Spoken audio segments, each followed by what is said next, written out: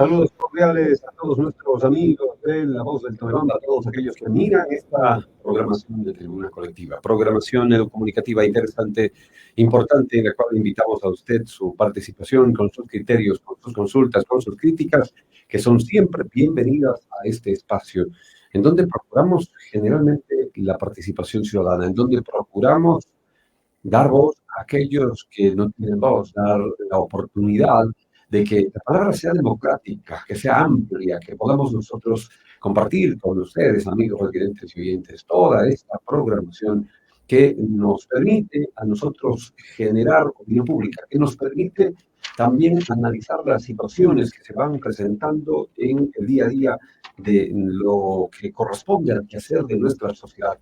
Y mire usted que el día de hoy tenemos una importante presencia, hoy tenemos un invitado realmente que es para nosotros de gran ayuda. Se trata del sociólogo Jaime Chuchuca. A él le queremos agradecer por su presencia, porque a través de sus opiniones, que han sido muy acertadas siempre cuando ha sido requerido en este espacio, hoy queremos nosotros analizar qué es lo que ha ocurrido con el proceso electoral que el Ecuador acaba de vivir y que obviamente ha dado ya como resultado de que tengamos como presidente a Daniel Noboa Acín. Después de que pues, se haya dado una convocatoria anticipada de elecciones, este gobierno del cual estamos hablando, de esta configuración dada, tendrá que estar al frente del país un año y medio, aproximadamente 18 meses, algo más o menos, a partir del mes de diciembre. Por esa situación, nosotros queremos saber qué va a pasar con el Ecuador durante este periodo. ¿Qué va a pasar con el Ecuador a partir del mes de diciembre, cuando ya se posesionen las autoridades y cuando tengamos la posibilidad ya de entrar a un nuevo régimen? Sociólogo, gracias por su presencia, gracias por disponer su agenda y permitirnos entender un poco más de cuáles han sido las circunstancias que nos han llevado al resultado de este día domingo. ¿Qué es lo que opina usted desde la parte sociológica, desde la parte del comportamiento social? ¿Qué opina? ¿Por qué tenemos el gobierno de Daniel Noboa Acín electo en el Ecuador? Buenas tardes. Muy buenas tardes, estimado Freddy. Un saludo a quienes nos escuchan. Me parece que, en primer lugar, existe un comportamiento electoral similar al del año 2021. Y desde allí podemos analizar que la correlación de fuerzas políticas que ingresaron en este contexto en la segunda vuelta lograron realizar alianzas directas, indirectas, expresas y tácitas para producir la victoria de Daniel Noboa. Explíquenos un poquito mejor esto que nos acaba de decir, que puede ser un poco distante, estimado sociólogo, porque a veces uno con los términos así muy teóricos, nosotros podríamos perder un poco el hilo de la conversación. Pero ¿a qué hace referencia cuando usted utiliza esos términos que han permitido que estemos aquí? Voy a poner un dato cercano para quienes nos escuchan y son los resultados del 2021, que quedó 52% a 47%. Por favor. Una cifra muy cercana a la de esta segunda vuelta. Hasta el día de ayer, que estaba contabilizada 90%, la cifra era similar. Ahora bajó un poco, 51.9% a 48% más o menos, de Daniel Noboa y Luisa González. Yo me refería a que algunas fuerzas que participaron en la campaña del 2021, entre ellas las de la derecha tradicional, en segunda vuelta se vieron adheridas o sumadas a una parte del voto rechazo, ¿no? Entonces yo quiero que se tome en cuenta esta parte del voto rechazo porque es importante. Por ejemplo, en la primera vuelta para el 2021 este voto rechazo se identificó con la candidatura de Yacu Pérez. En la segunda vuelta se identificó con el voto nulo, y el voto nulo aquí es importante, llegó al 18%. En el caso de la figura de Lasso, obviamente llegaría parte de esa votación. En la primera vuelta de esta campaña electoral del 2023, el voto rechazo se identificó con una parte del voto nulo, pero también con la figura de Zurita, que estaba representando al candidato Fernando Villavicencio, asesinado el 9 de agosto. Entonces, ese voto rechazo ahora se bifurcó una parte, obviamente, hacia la candidatura de Luisa González, y la otra parte, la mayoritaria, a Daniel Noboa. Entonces, yo creo que por allí podríamos establecer que existe una configuración de alianzas, unidad de fuerzas que asemejaron un resultado parecido al de 2021, ¿no? Es decir, el Ecuador tiene presidente hoy por rechazo a la otra lista, por rechazo a Correa. Básicamente hay un modelo de voto rechazo, pero no solamente es a Correa, que es una parte, ¿no?, de lo que se ha establecido como el eje correísmo-anticorreísmo.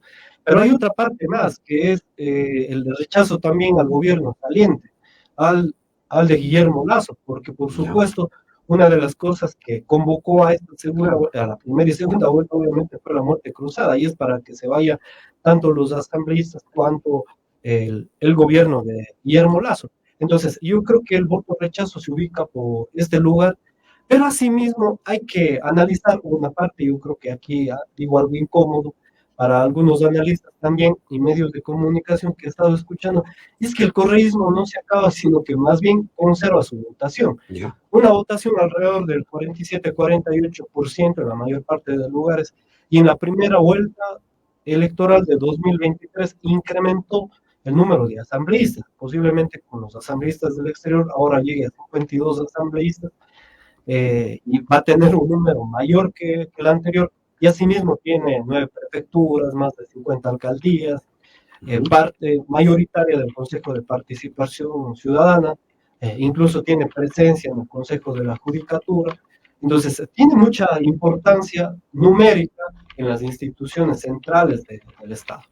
Tal vez donde no tiene presencia el correísmo ahora es en la función ejecutiva, en el Consejo Nacional Electoral y en algunas otras instituciones de transparencia y fiscalización, como la Contraloría General del Estado y otras, ¿no? Pero tiene una presencia muy grande dentro del Estado. Entonces, yo creo que sí deberíamos mirar estas características para el escenario político futuro que se nos va a venir con el gobierno de Daniel Noboa. Y que sería casi inmediato, que no tendría la posibilidad del gobierno de Daniel Noboa de darse la vuelta acaso, de hacer un par de gestos que podrían dar una característica de su forma administrativa, de mostrar, digamos, de algún modo muy reducido, la forma de administrar la cosa pública de parte del gobierno de Noboa. ¿Por qué decimos esto? Porque en este momento, pues el presupuesto, solamente para empezar por allí,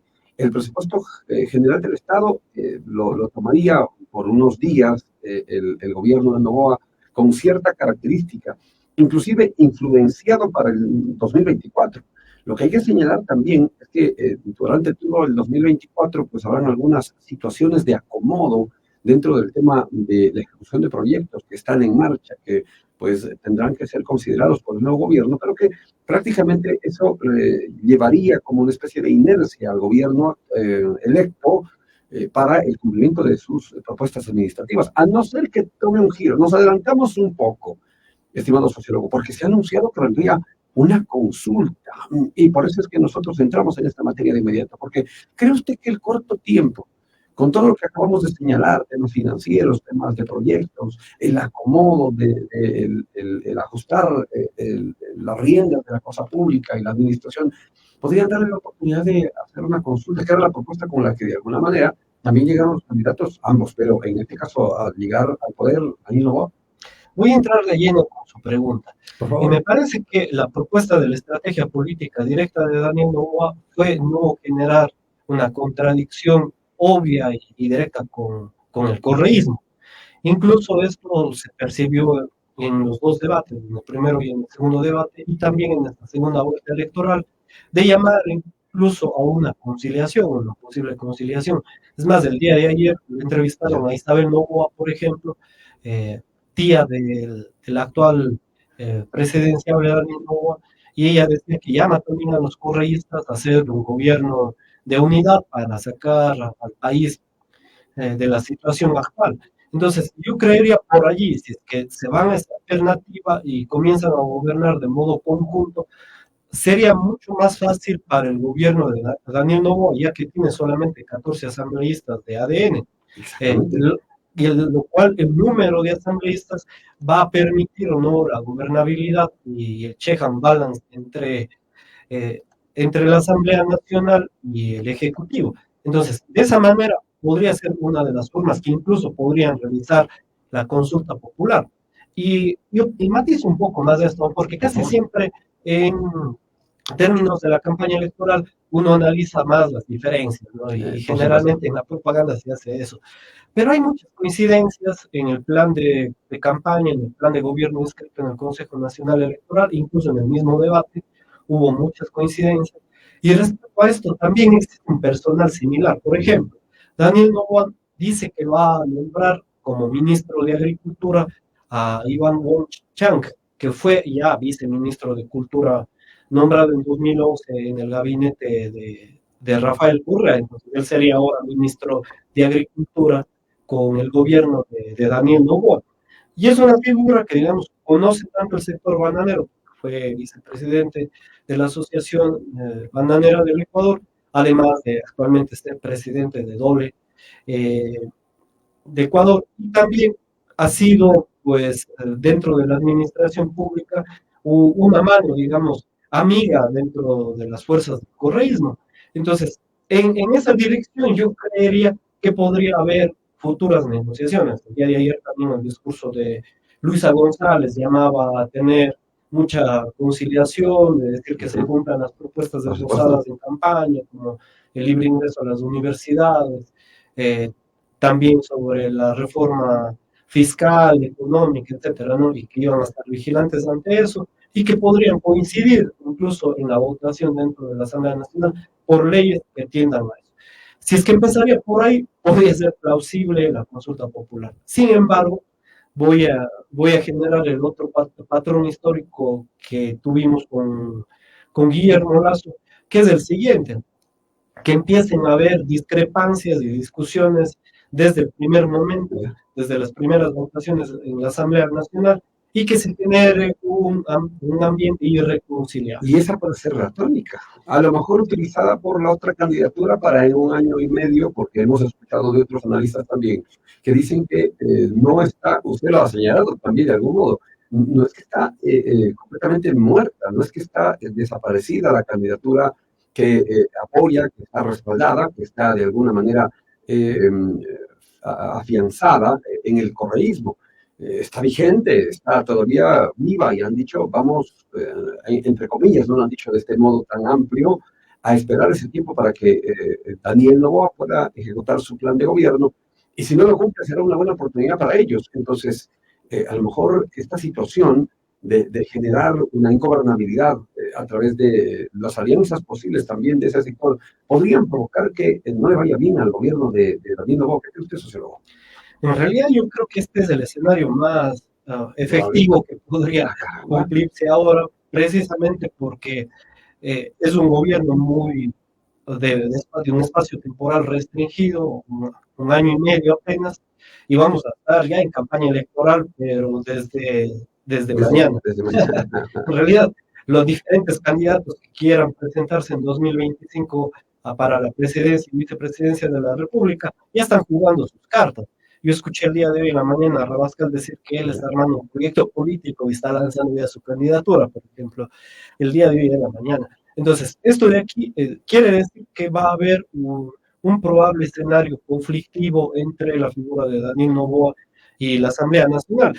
Si esto sucede de este modo, el gobierno de Daniel Noboa va a tener la misma debilidad que el de Guillermo Lasso, es decir, no va a tener mayor número dentro de la Asamblea Nacional, se van a repetir las mayorías móviles, las cuales hemos denominado tanto para el correísmo como para las otras ¿Podría percibirse esto como el continuismo? Le pregunto esto porque quienes están del otro lado, quienes apoyan al correísmo han dicho, el Ecuador ha optado por el continuismo.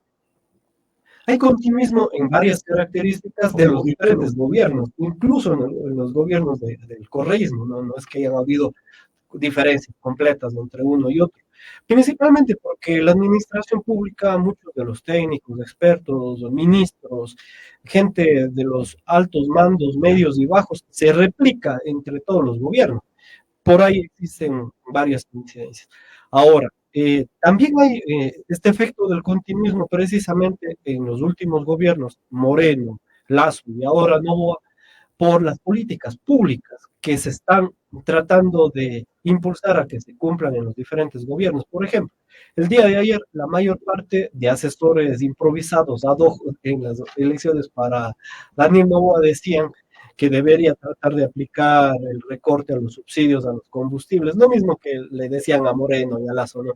Que debería tratar de quitar los impuestos a la salida de divisas, que debería ser un nuevo pedido de dinero al Fondo Monetario Internacional, etcétera, etcétera, recorte del gasto social. O sea, no hay entre los consejeros que tuvo el gobierno de Moreno, luego el gobierno de Lasso y ahora los posibles que tiene el gobierno que va a tener el gobierno de nuevo, parece que no hay mucha diferencia.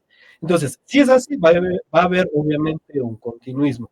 Además, que hay toda una estructura histórica de la oligarquía desde la fundación prácticamente de la República, que ha estado organizada con distintas familias, y una de ellas es pues, la familia Novoa, que actualmente va a entrar al gobierno, y entre ellos básicamente han querido mantener la estructura agroexportadora, agraria, con escaso valor agregado.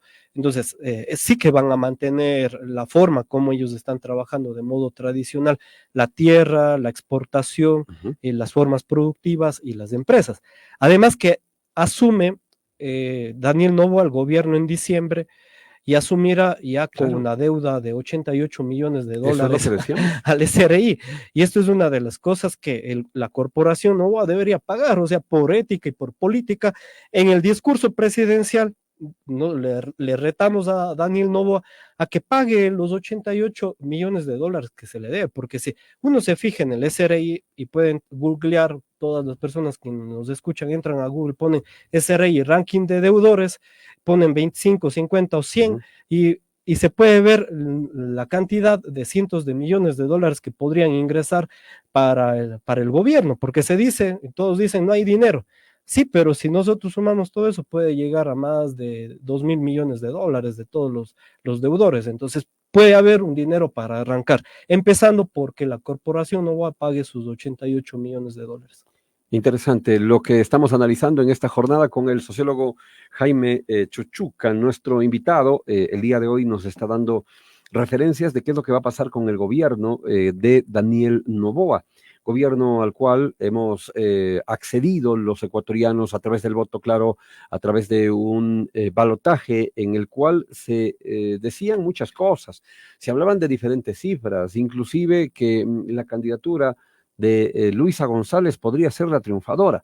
Pero mire usted cómo resulta tan ajustado, entre comillas, no hay mucha diferencia, sin embargo es una diferencia notoria, notable, de un 52 más menos versus un 47, 48 de Luisa González, que configura y prácticamente pone al Ecuador en una situación de división entre la costa, la sierra y el oriente. No sé si lo han notado de ese modo, mi estimado sociólogo, pero solamente hay que revisar el mapa que da cuenta de cómo es que gana uno y gana otro de los candidatos o tienen la aceptación en una u otra provincia. Solamente, y vamos a poner como excepción, de la costa ecuatoriana, pues la única que no le da el favor del voto a la candidata González es la provincia del Oro. Mire usted, Esmeraldas, Manabí, Los Ríos, Guayas, Santa Elena, terminan siendo territorios en donde Luisa González termina generando una gran aceptación. Pero si hablamos de algunas de las provincias centro, sur, centro, norte, allí podríamos hablar ampliamente de el triunfo de Daniel Noboa. Claro, en el oriente ecuatoriano también tiene un gran alcance Daniel Noboa, a excepción de unas dos provincias, Sucumbíos y Orellana, que prácticamente no le apoyan a Daniel Noboa, pero esa es la configuración. Claro, Galápagos también apoya a Daniel Noboa. ¿Cómo muestra esto al Ecuador? Los de la sierra no son los mismos de la costa, políticamente hablando, ideológicamente hablando. Estimado sociólogo, ¿cómo analiza usted esta situación? En primer lugar, creo que es clave lo que usted dice. Existe todavía la polarización, y es obvia la polarización en esta contienda política porque se enfrentaron dos listas nada más y en segunda vuelta. y es obvia también la división del votante común y corriente del electorado, ¿no? De la base en general, incluyéndonos nosotros. Pero hay que analizar también que a pesar de esta polarización y el marcado porcentaje electoral entre costa, sierra y oriente, también existen en algunos lugares casi empates técnicos, como es en el caso del Oro. Apenas hay una distinción de 1000 y pico de votos entre Noboa y González. Luego, en la costa ecuatoriana, la mayor parte de las Claro. provincias ganó eminentemente y de modo amplio, como por ejemplo en Manabí y Y Guayas, Esmeraldas, Luisa Esmeraldas. González. Así también podríamos nosotros ver cómo tiene una gran presencia en los lugares, sobre todo que tiene prefectura y alcaldías la Revolución Ciudadana. Por No, supuesto. aquí hay que recordar que, como decíamos antes, que tiene 9 prefecturas la Revolución Ciudadana y más de 50 alcaldías, lo cual también le permitió realizar la campaña actual y conservar parte de su votación, que es sumamente importante. Yo creo que aquí hay que ver que una de las principales fuerzas va a seguir siendo obviamente el correísmo de aquí, incluso hasta el año 2025. Luego, en la Sierra Ecuatoriana se muestra una situación un tanto sui generis, A ¿no? ver. Para empezar por Azuay y Pichincha. En el caso de Azuay se tiene prefectura, la Revolución Ciudadana tiene prefectura, sin embargo, fue una victoria apretada del actual prefecto de la provincia. Entonces, digamos, no se pudo trasladar de un modo tan grande esa votación para la candidatura de Luisa González. Eh, Similar forma quizá la podemos ver en otras provincias de la sierra. Sin embargo, hay una gran diferencia en el caso de Pichincha, y a pesar de que la Revolución Ciudadana tiene prefectura y también tienen la alcaldía de Quito, pues la votación fue muy dura, digamos, para Daniel Noboa, al 60% más o menos. ¿Cómo explicar eso desde el punto de vista sociológico, mi estimado sociólogo? Antes de ir con ello, que sí se tenga una autoridad de corte de gobierno seccional, pero que no se tenga un gobierno de corte nacional.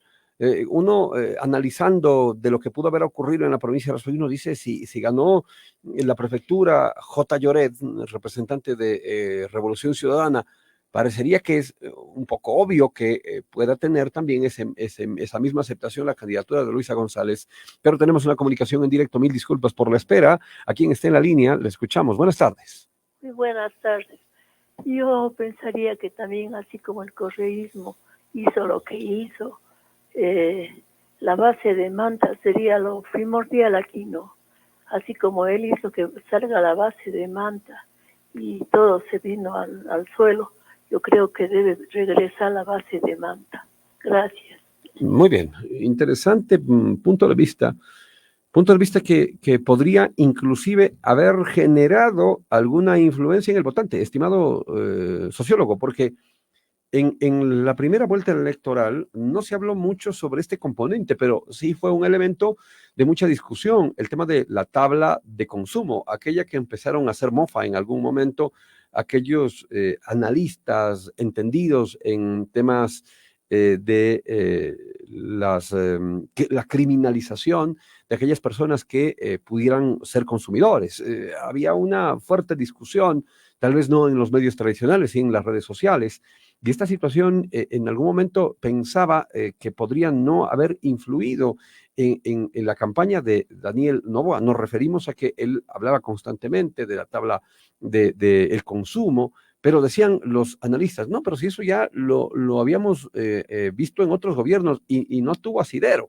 En otras campañas, perdónenos, en otras campañas y no tuvo asidero. ¿Cómo puede ser que esta al final tenga también connotación en esta del 2023? Pero con esta propuesta y este planteamiento, ¿qué opina usted, sociólogo? Terminando el hilo anterior, Por favor. en 2021 hubo un 18% de nulo, ahora tenemos un 7.55% de nulo. Es decir, que la mayor parte del voto rechazo se unió a la candidatura de Daniel Noboa.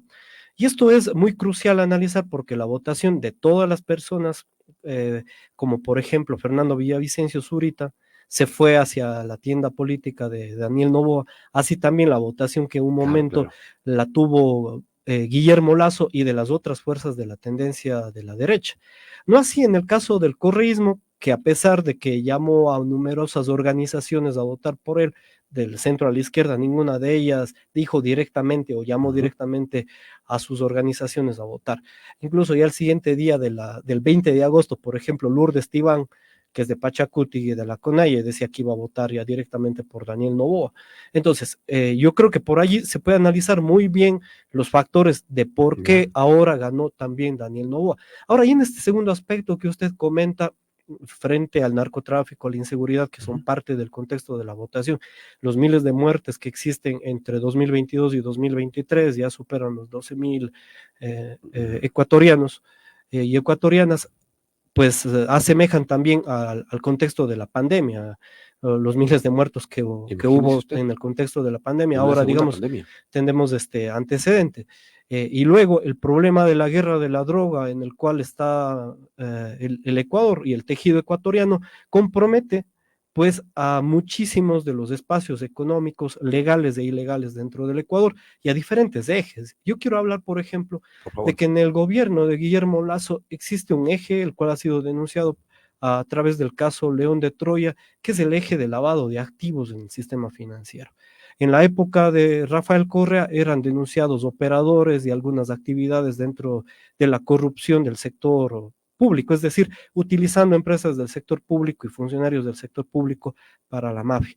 Sin embargo, aquí hay otro momento que yo creo que va a ser clave en el gobierno de Noboa, y es la concentración de los lugares de producción, también de coca, las pistas de aterrizaje que existen, algunos dicen 400, como por ejemplo el Observatorio del Crimen Organizado en el Ecuador, otros dicen 200, que existen en la costa ecuatoriana, el sobre uso todo. de avionetas. Sí, avionetas pistas clandestinas para el aterrizaje y el transporte, no solamente de drogas, sino también de armas, porque el tráfico no solamente es de droga, es drogas, armas y personas, que además, obviamente que la migración está del lado de esto, ¿no? Porque el contexto migratorio, por ejemplo, ecuatoriano, casi 280.000 personas han migrado desde que Guillermo Lasso es presidente de la República hasta ahora. Entonces, en ese contexto sí deberíamos mirar que ahora el eje del panorama de la droga puede concentrarse alrededor del ámbito productivo y del transporte, por ejemplo, en el caso de las aduanas, ya que se ha investigado y son públicas varias investigaciones que a través de las aduanas e incluso del transporte del banano también han encontrado camuflado cientos de kilos de cocaína o clorhidrato de cocaína. Entonces, yo creo que depende el eje en el cual ingrese posiblemente las capas que forman la administración pública de los distintos gobiernos, puede también impulsar ciertas formas alrededor del problema de la inseguridad, ¿no? Muy bien, es interesante lo que hoy abordamos con el sociólogo Jaime Chuchuca. Hoy nos acompaña para hacer un pormenorizado análisis de los resultados de las elecciones de segunda vuelta 2023. ¿Por qué razón? Porque de esta situación que estamos planteando ahora va a depender el futuro político del Ecuador. ¿Qué le espera al Ecuador? ¿Qué tiene que hacer el ecuatoriano? ¿Qué va a pasar con el ecuatoriano promedio cuando tenemos un nuevo gobierno que tendrá posiblemente que generar ciertos ajustes? Y por ahí vamos con las preguntas. ¿Qué ajustes inmediatos tendrá que ejecutar el gobierno de Daniel Noboa con el propósito de mejorar la situación que actualmente tenemos en el país? El 2024 será un año, han dicho, enteramente electoral. ¿Y este año electoral acaso permitirá que se puedan aplicar estos cambios, estas acciones urgentes dentro del tema financiero, el tema económico, el tema social? ¿Se podrá hacer algo? Nosotros vamos a consultar de más adelante. Pero hay unas consultas interesantísimas que hoy queremos plantearles. Hay algunos términos que no vamos a decirlos por respeto a nuestra audiencia. Si usted quiere verlos, ahí están en redes sociales. Sin embargo, nosotros vamos a obviar ciertas palabras del mensaje de Magno Ordóñez. Dice que viva la democracia, nunca más ese tipo de gobiernos que estaban cargados de criminalidad y delincuencia, que quieren a nuestro país convertirla en otra. Nos ponen países como por ejemplo Venezuela, Argentina o Nicaragua o Cuba, Estos pobres dice que están intentando el poder que no lograron, querían ser los más grandes y desmantelar nuestro país. Eso es lo que dice este mensaje de Magno Ordóñez. También Rodrigo Valverde dice lo siguiente: Noboa, no serás no del todo inteligente, no utilizaré el término. No te metas, dice, con gente ya de tiempo pasado. No pongas en tu administración nada de gente de los anteriores gobiernos, porque esos te han de llevar a tu caída, porque esto quieren, dice, un fracaso para volver con más fuerza, para mentir a la gente, estos corruptos, y utiliza algunos términos bastante fuertes también. Manuela Quesada nos hacía una pregunta, la vi medio de reojo, mi estimada Manuelita. Acostumbramos a estar pendientes del diálogo, pero decíamos que habíamos leído en algo. Dice Manuela Quesada: buenas tardes. ¿Ganó entonces el odio a Correa? ¿Esto es algo cierto? Ya lo había dicho nuestro analista, lo había dicho que sí, que en gran medida esa, digamos, ese rechazo, el voto rechazo, hacia esta ideología que se ha formado en el país, hacia esa corriente política que se ha formado en el país, tuvo asidero.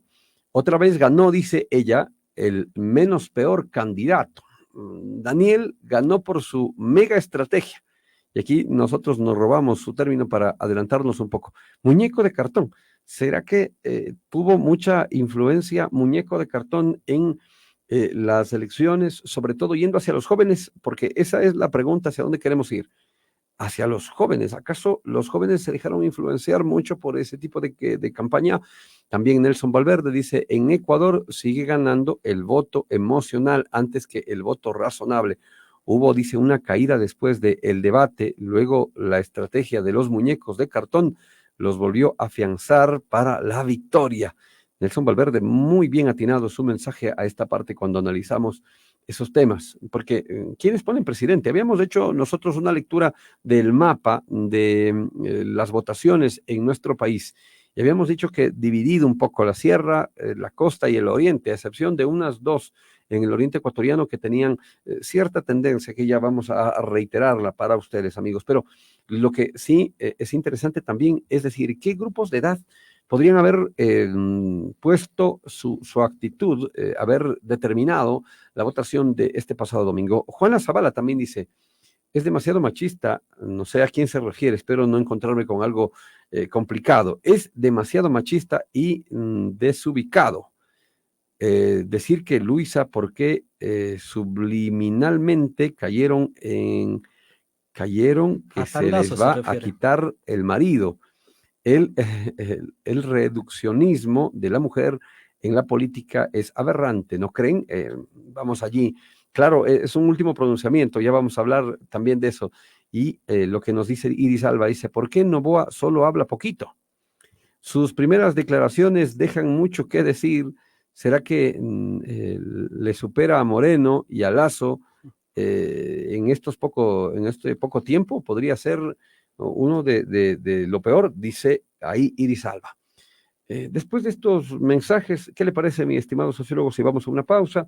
Cuando volvamos, hablaremos precisamente sobre lo que sí se podrá hacer, lo que no se podrá hacer, podrán venirse los cambios que requiere el Ecuador, cuál debe ser la estrategia primera de parte del nuevo gobierno, y claro, quiénes influenciaron en el voto para que hoy tengamos este nuevo gobierno de Daniel Noboa, un gobierno de derecha. Preguntamos esto porque en la campaña se habría marcado mucho esto. Decían: ¿cómo puede ser que los pobres voten por unos ricos, luego que los ricos nunca apoyan a los pobres?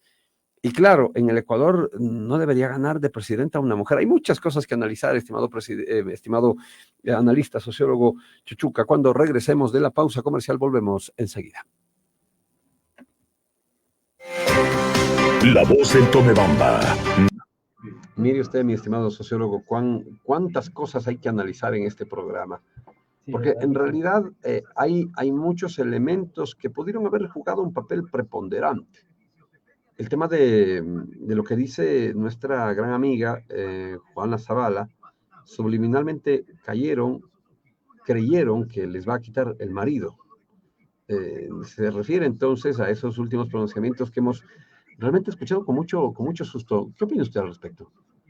Bueno, yo creo que es un criterio más bien desubicado por parte del analista Tandazo, que hoy fue tendencia en Twitter. Así es. Y yo creo que hay otros factores mucho más importantes que desenvolvieron los resultados de esta campaña electoral, sobre todo la segunda vuelta. Por ejemplo, un apunte importante que realizaron los estrategas del correísmo es ver que Luisa González tenía debilidad en voto juvenil, así que aplicaron en esta segunda vuelta mucho mejor su campaña dirigida hacia esos lugares para poder obtener mejor votación, y por allí pues las encuestas parece que le dieron muchos mejores resultados. Así como Daniel Noboa, al utilizar también su perfil joven, es nacido apenas en 1987, el segundo claro. presidente más joven del Ecuador, solo después de Juan José Flores, a los 29 años, él tiene 35, Daniel Noboa. Ahora ese perfil fue utilizado para conquistar ese voto que estaba más o menos por el 43% del electorado, a pesar de que el padrón electoral del Consejo Nacional Electoral no cambió entre 2021 y 2023, es decir, hubiéramos tenido más jóvenes, porque todos los que cumplieron 18 años entre 2021 y 2023 no votaron, tampoco se incorporaron al padrón los que tienen facultad de votar, que son los de 16 años en adelante. Entonces, la votación joven obviamente que fue preponderante y de modo muy interesante ahora. Sin embargo, yo quiero decir que también existe una conexión muy grande de la tendencia del voto entre el público joven, por llamarlo de alguna manera adulto, y el adulto mayor, porque las tendencias son similares en cada uno de estos lugares. Entonces, es bueno analizar desde esta manera, pero también yo creo que el discurso fue apuntado hacia este lugar. Algo más que se decía en los mensajes sobre la criminalidad. Quería apuntar que hay dos eventos muy grandes en la segunda vuelta. El primero, que se refiere al debate, que yo creo que Luisa González se desempeñó mucho mejor que en la primera vuelta y logró obviamente rescatar toda esa votación que parece que se venía perdiendo por parte del correísmo. Sin embargo, hay un segundo evento muy grande, que es el asesinato de 7, 8 sospechosos de sicariato de Fernando Villavicencio entre el 7, 8 y el 9 de octubre.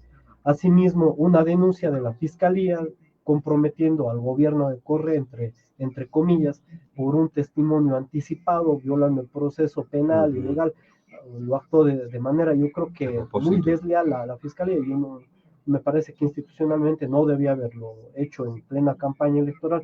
Después también la embajada dijo, un poco antes de los asesinatos, que iba a dar $5 millones por información, etcétera. Y todo eso también contribuyó porque al correísmo se le ha relacionado bastante con estos hechos, tanto en la primera vuelta con la muerte de Fernando Villavicencio, ¿no? Se le comprometió con estos hechos. Yo creo que eso marcó también la fuga de un posible electorado que podría haber tenido o generado Luisa González en la segunda vuelta. Entonces yo creo que esos también son factores determinantes, ¿no? Además de los que generalmente se analizan en la campaña electoral, que son la imagen o la propaganda o el tipo de discurso que utilice uno u otro candidato. Muy bien, ven, qué interesante esto. Y claro, estos pormenores a lo mejor no estaban considerados.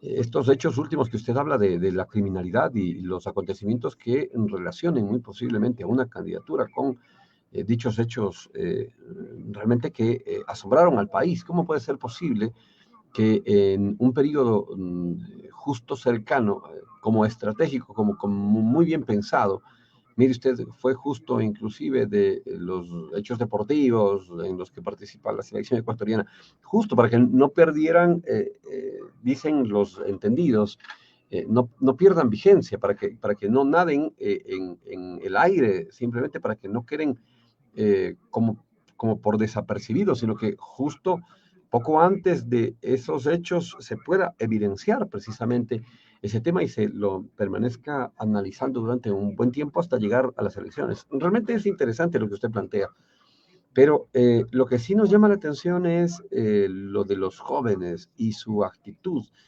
para con uno u otro candidato. ¿Cómo puede esto tener un asidero? Aquí Julián Matadero nos da un dato interesantísimo. Dice, los jóvenes Millennials y Centennials somos el 54% del electorado. Y creo que no fuimos ingenuos, dice. Ese estratégico o esa estrategia de los muñecos de cartón solo fueron novelería. Nos tomamos la foto y nada más. Y no es algo que pudo haber influido. En la mañana, sin embargo, hay otros quienes creían que, en efecto, pues los muñecos de cartón aplicados estratégicamente unos 8 días antes del cierre de campaña, donde se hablaba de las marchas multitudinarias que tendría que aplicar el gobierno o el candidato Noboa para llegar precisamente a impactar a ese público, sobre todo el acostumbrado, el de no los millennials, quizá de aquellos que tienen un poquito más allá del cuarto piso, 40 y algo más, debieron haber, dice, sido impactados por un elemento visual que los vea en los acostumbrados mítines. Entonces, creemos que sí, la estrategia está muy bien dada, tanto para los jóvenes, como usted señalaba, de Luisa González. Vimos, por ejemplo, el cambio de González para la segunda vuelta. Inclusive la línea gráfica de González cambia. La hace más juvenil, al estilo, claro, al estilo de Disney Pixar. Perdóneme que utilice estos términos, pero las letras utilizadas para los promos de la candidata tenían esas formas, ¿no? Muy, digamos, con bastante serif, bastante no lineales, digamos, no como en primer momento. Se quería quizá posesionarla como esa candidata un poco correcta, recta, lineal. Eso dicen las líneas en las letras, perdón que estemos analizándolos nosotros también, pero claro, tuvimos un poco de orientación al estudiar comunicación cuando nos decían estas formas o estas metodologías de comunicación dicen mucho de forma subliminal. Y mire, después suaviza sus letras la candidata Luisa González, y ya no utiliza mucho su apellido. Eso es interesante también. No creemos que tenga una connotación interesante, sino todo el mundo hablaba de la Luisa, de la Luisa, de la Luisa, y ya no hablaban del nombre completo, porque a lo mejor con eso pierden conexión con los millennials y los centennials. Eso es lo que se decía. Nosotros lo estamos analizando únicamente, y claro, esto nos pone en esta circunstancia que en este momento estamos solicitando la interpretación del analista. Pero claro, ¿qué va a pasar con el gobierno? Eso es lo que nos preguntamos. ¿Qué va a pasar con los ecuatorianos? Nos tendremos que ajustar el cinturón muy posiblemente porque tendrá que aplicarse medidas económicas, muy posiblemente, no sabemos. Pero lo que sí planteamos es que si no se aplican esas medidas de forma urgente, necesaria, posiblemente no cambie mucho la inercia con la que avanza el Estado ecuatoriano dentro de la macroeconomía, por ejemplo. ¿Será acaso un par de pinceladas que podrá ponerle allí posiblemente el gobierno de Noboa, pero no más, si es que seguimos esa inercia económica con las deudas, con el denominado Producto Interno Bruto, que va realmente generando complicaciones, inclusive generando un riesgo país cada vez mayor. Y esta situación podría en algún momento restarnos credibilidad internacional y no poder aplicar lo que dice Daniel Noboa. Hablar de posiblemente un gobierno de confianza en donde el asidero económico, el asidero político, el asidero sobre todo legal, pueda ser uno de los elementos que le permita despegar como gobierno. Creemos realmente que esta situación, sobre todo de la macroeconomía, debería ser uno de los puntos de análisis quizá mucho mayores y más profundos, porque a lo mejor con una consulta popular, ¿cuánto se puede cambiar? A lo mejor algunas leyes que permitan bajar la criminalidad, adecuar un poco el Código Orgánico Integral Penal, posiblemente, pero y el tema de la macroeconomía, eso vamos a preguntarle más adelante a nuestro analista. Continuamos, amigos, con de Tribuna Colectiva, programación que la estamos desarrollando el día de hoy junto con el sociólogo Jaime Chuchu, que le agradecemos a él por acompañarnos, un importante análisis que se viene desarrollando en torno a las elecciones del 2023. precisamente estas elecciones del balotaje en las cuales hemos sido convocadas los ecuatorianos. Y antes de continuar, nosotros debemos recordarles algo muy importante en una pausa comercial en vivo, decirles que el Sindicato de Choferes Profesionales de la SOAY le invita a usted a que obtenga su licencia profesional tipo C y tipo E. No se olvide, el Sindicato de Choferes Profesionales de la SOAY está ubicado en La Florencia, Astudillo y Avenida Solano, en la esquina. Allí está el edificio, o si no, a un número facilito, 281-7837. Le repetimos, 281-7837. Confirme, obtenga su cupo, capacítese con los mejores en el Sindicato de Choferes Profesionales de la SOAY. Y también nosotros queremos decirles que elegante le vemos al sociólogo Jaime Chuchuca, un hombre distinguido, porque nosotros sabemos que él es un hombre SOFAIN. SOFAIN es garantía de elegancia, con sus locales en el Centro Histórico de Cuenca. No se olvide usted que en Benigno, Malo y Presidente Córdoba esquina, allí está siempre la elegancia, ahí está siempre SOFAIN, para que usted vista elegante, vista como nuestro invitado, vista bien, vista en SOFAIN. Nosotros también invitarles a que si usted tiene la idea de una construcción sismo resistente, quiere construir su casa, quiere construir una edificación rentera de varias plantas, no se olvide que CETECON está para garantizarle de principio a fin su construcción. Le decimos que le asesoran desde la primera piedra hasta la última teja, claro, porque la estructura metálica sismo resistente está garantizada con CETECON. Nosotros le decimos que CETECON está en la vía Cuenca-Girón, en el kilómetro 17, y las cotizaciones al número 233-04-68. No se olvide, 233-04-68 de CETECON. Y este fin de semana hay que ir a Nabón. No pudimos ir el domingo por lo de las elecciones. Vamos este fin de semana, claro, porque este fin de semana le están con los brazos abiertos esperando allí en Nabón, en un festival del Chawarmishki, de el tequila de Nabón. Disfrute de la gastronomía, de toda la tradición y cultura que tiene Nabón, y sobre todo de su gente, que es amigable, que es cariñosa, que es entrañable, nuestra linda gente de Nabón. Nosotros cerramos referencia en vivo y continuamos en la parte complementaria. Nos quedaban algunos asuntos. Empecemos con el tema de los jóvenes. Mi estimado sociólogo, ¿usted cree que los jóvenes de los cuales hemos venido hablando en estos últimos meses en esta programación, con el tema de los resultados del censo, de cómo está al momento envejeciendo la población y demás datos, ¿cree usted que esto influyó, dio mucho para que los candidatos pudieran lograr una mayor aceptación, mayor votación, sobre todo Daniel Noboa, presidente del Ecuador ya electo? En primer lugar, creo que los jóvenes están mucho más apegados y son más conocedores de la política que hace algunos años, precisamente porque están al lado de la tecnología de primer orden. Es algo que no teníamos quizá nosotros a la edad de 15 o 16 años como ellos lo tienen. Así que instantáneamente ellos pueden conocer lo que está sucediendo en el país o en cualquier parte del mundo. Así que les hace conocedores de la información, de la política. Mayormente protagonistas, dice usted. Por lo menos conocedores de la información, porque también hay algunos intermedios que viene la información atravesada de varios filtros y mecanismos, en los cuales también tiene que ver los manejos corporativos de las redes, de los medios de comunicación, y se organiza también el tipo de comunicación. Además que los algoritmos tienden a eso. Entonces, mientras más uno ve una temática, más le sigue saliendo. Entonces, dependiendo de esa forma de manejar la tecnología, sin embargo, la juventud, según de las encuestas que presenciaron el primero y el segundo debate, por lo menos entre los 16 y los 24 años, más del 20%. Entonces, es una cifra muy importante.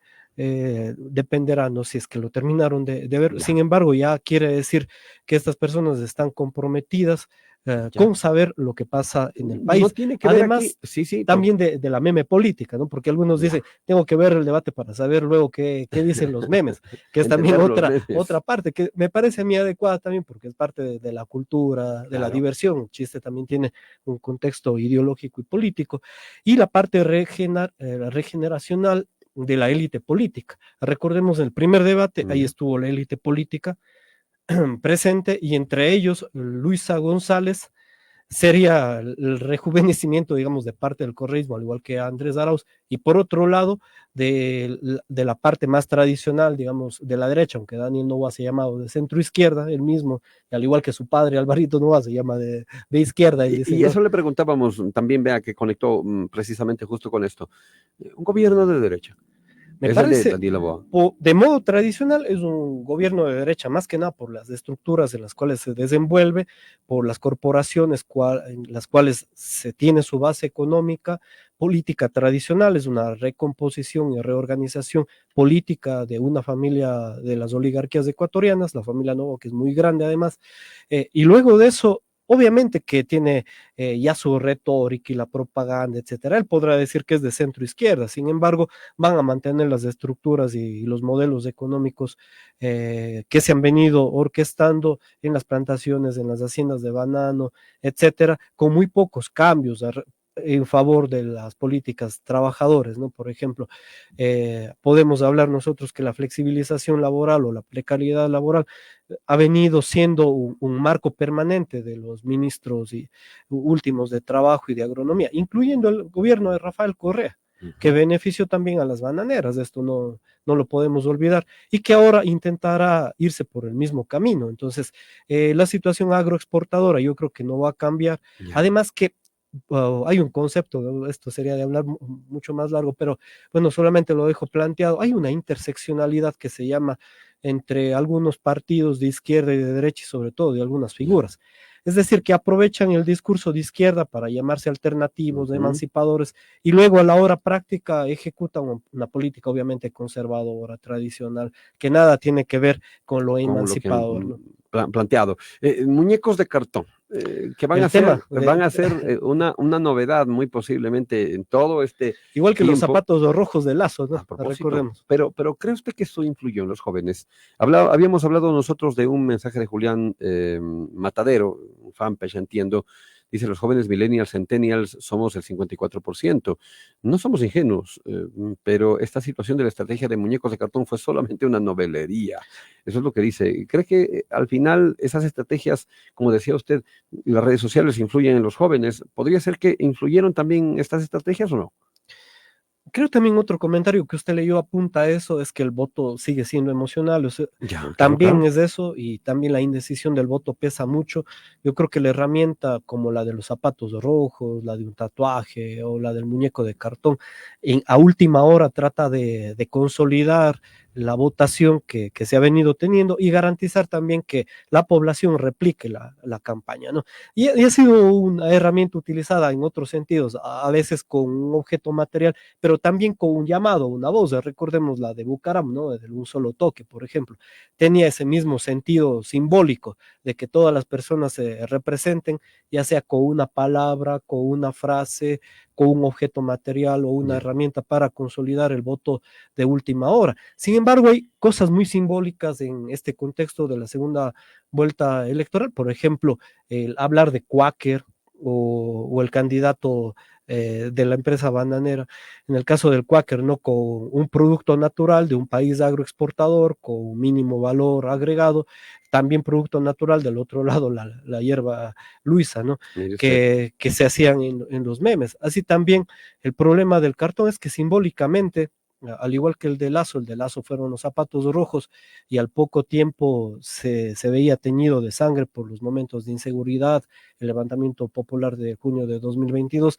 Ahora, en cambio, este simbolismo del muñeco de cartón puede ser traducido en una figura títere a través de Daniel Noboa o posiblemente un presidente que no haya salido de ese marco o de ese corte, que no tenga un fondo político, ideológico, una estrategia mayor de administración pública para este año y medio. Muy bien. Estimado sociólogo, le agradecemos por su interpretación interesante. Nos quedaríamos horas aquí conversando, pero realmente el tiempo nos es esquivo, nos ha sido muy corto en esta programación.